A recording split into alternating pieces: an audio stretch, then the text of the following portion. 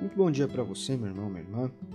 Nosso evangelho de hoje está em Marcos, capítulo 10, dos versículos 1 ao 11. E aqui o título desse trecho é Divórcio.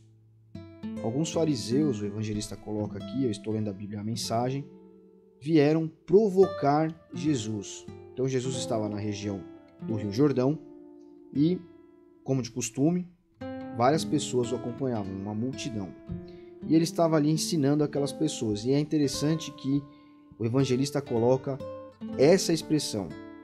Os fariseus vieram provocá-lo. Ou seja, eles foram fazer uma pergunta premeditada para ver se pegavam Jesus em algum falso ensinamento, digamos assim, para ver se tinham algo de que acusá-lo posteriormente. Né? Eles já estavam aqui em uma relação persecutória contra Jesus e o seu ministério. Enfim, eles vão perguntar sobre o divórcio, Jesus vai questionar sobre o que está escrito na lei mosaica, que era a lei que eles seguiam como judeus e como religiosos, né, do judaísmo ali da época. E quando eles respondem, Jesus diz, olha, Moisés fez isso como uma forma de concessão por conta do coração duro de vocês seguidores da religião judaica, vocês professores daquilo que deve ser feito em relação à religiosidade ou a Deus. Mas no plano original, Deus uniu o homem à mulher e não queria que houvesse separação, né? Os dois indivíduos, quando deixam as suas casas, a casa dos seus pais, formam uma nova unidade, né? Deus criou uma união perfeita. E Jesus vai dizer, ninguém deveria ter a ousadia de profaná-la, separando-os. Separando-os quem? Esses indivíduos que se juntam, que formam então uma nova família, o casamento.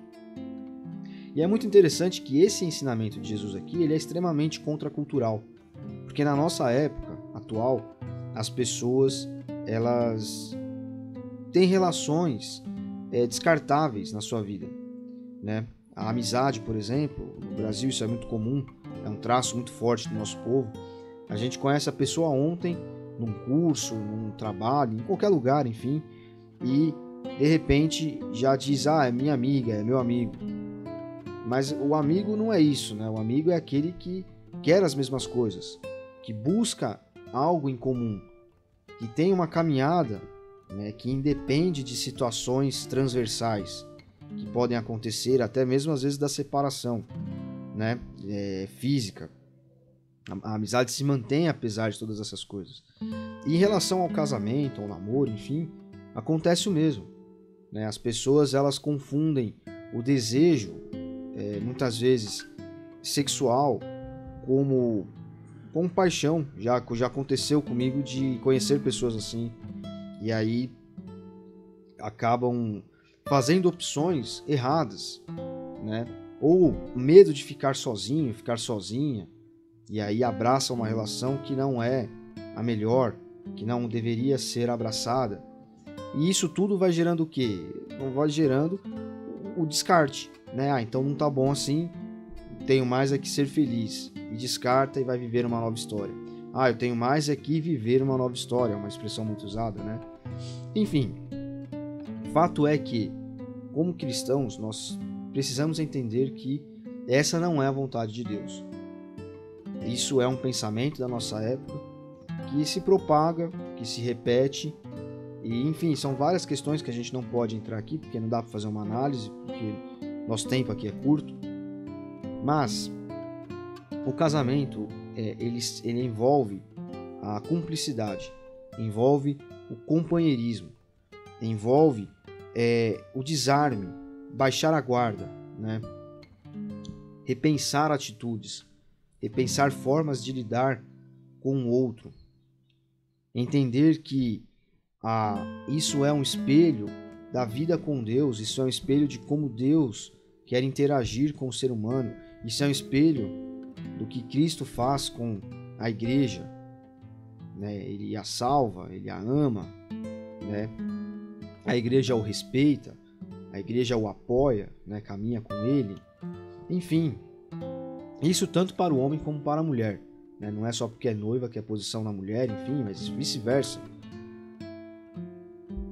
E a opção pelo amor abnegado, que nós inclusive falamos por coincidência no último domingo, aqui numa reflexão que trouxemos a Ibrave. O casamento ele precisa ser pautado em cima desse ideal. É um ideal que é difícil de ser alcançado. Mas, quando vivido, quando as partes decidem entender que precisam viver essa realidade, a realidade da abnegação, então nós passamos a um outro patamar, passamos a viver de uma forma diferente.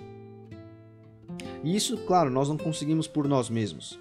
E nós temos um modelo a ser seguido que é o próprio Jesus, que é o próprio Cristo. Então, nós não podemos pensar que nós vamos manter um casamento, ou resgatar um casamento, se nós não vivermos dessa forma. Se nós não pedirmos a Cristo que, primeiramente, nos transforme em pessoas abnegadas como Ele foi. Porque uma vez que eu sou abnegado, então eu não coloco nada à frente da minha família. Seja a família com cônjuge e filhos, seja uma família só o cônjuge, simplesmente.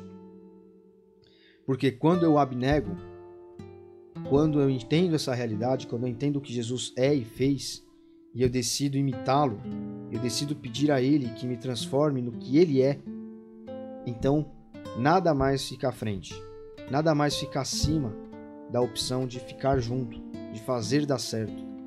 Nenhum tipo de vício, nenhum tipo de mania, nenhum tipo de sentimento, mas se a pessoa não fizer eu também não faço. Enfim, é algo difícil, né? Mas nós temos aqui a diretriz de Jesus. O casamento não foi feito para ser desfeito. E, como cristãos, nós devemos levar essa realidade adiante. E olha, é realmente difícil. Eu conheço pessoas que são atacadas, são zombadas porque defendem isso, né? Nossos irmãos católicos romanos, apostólicos romanos, eles defendem essa ideia de uma maneira muito mais severa do que nós protestantes até. E eu já vi muita gente zombar disso e fazer chacota e pouco caso. Mas é esse o caminho que Jesus nos deixa. E é esse caminho que nós precisamos buscar seguir.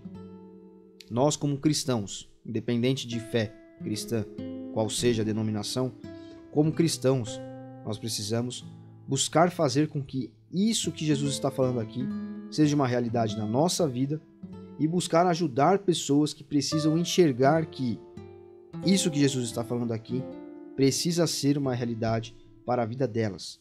Que isso que Jesus está falando aqui é a salvação do seu relacionamento. Que isso que Jesus está falando aqui é o caminho da solução e não da dissensão. Deus abençoe você. Até amanhã.